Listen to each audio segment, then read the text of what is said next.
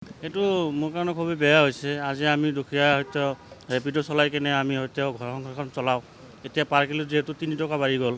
এতিয়া নতুন চৰকাৰ আহিছে বুলি আমাক হয়তো এইটো আমাক অলপ হেৰি কৰিছে, আমাক মানে অলপ কষ্ট দি আছে।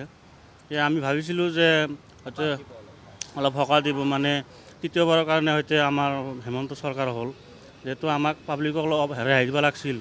এতিয়া আমাক সেইটো নকৰাকৈ আমাক পাব্লিকৰ পৰা পইচা আৰু লৈ আছে, সেইটো আমি আশা কৰা নাই। আৰু এইটো কথা হ'ল কি, আমাৰ মানে এইটো আমাৰ কাৰণে, অসমৰ বাসীৰ কাৰণে এইটো দুখজনক মানে বিষয়। মানে এইটো আমাক একচুৱেলিতে আমাক প্ৰভাৱ পৰিব নালাগে।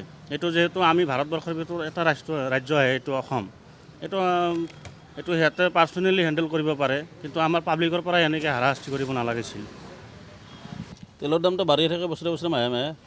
আজি 101 টকা পাৰ হ'ল। অঁ, কালিলৈকে 98 টকা আছে। 150 হ'ব। 150 হ'ব। নাপায়। নাপাওঁ। তেলৰ দামটোতো বাঢ়ি গৈ তেলৰ দাম বাঢ়িব। অসুবিধা। অসুবিধা আমাৰ কি যে, এই যি বেটাৰী অটো ওলাইছে, বেটাৰী অটো কলা অটো চেছ কৰি দিছে, ভাড়া নাপায়। এইবোৰতো আমাৰ অসমীয়া মানুহ নহয়, চব বাহিৰা মানুহ চলাইছে, না লাইচেঞ্চ আছে না কি আছে, একো নাই সিহঁতৰ। অসুবিধা হ'ব এতিয়া হ'ব নিশ্চয়। তেলৰ দাম যদি এনেকৈ বাঢ়ি থাকে হয়, আৰু পেট্ৰল ডিজেলৰ দাম বাঢ়িল মানে সকলো বস্তুৰ দাম বাঢ়িল। সকলো বস্তুৰ দাম বাঢ়িব।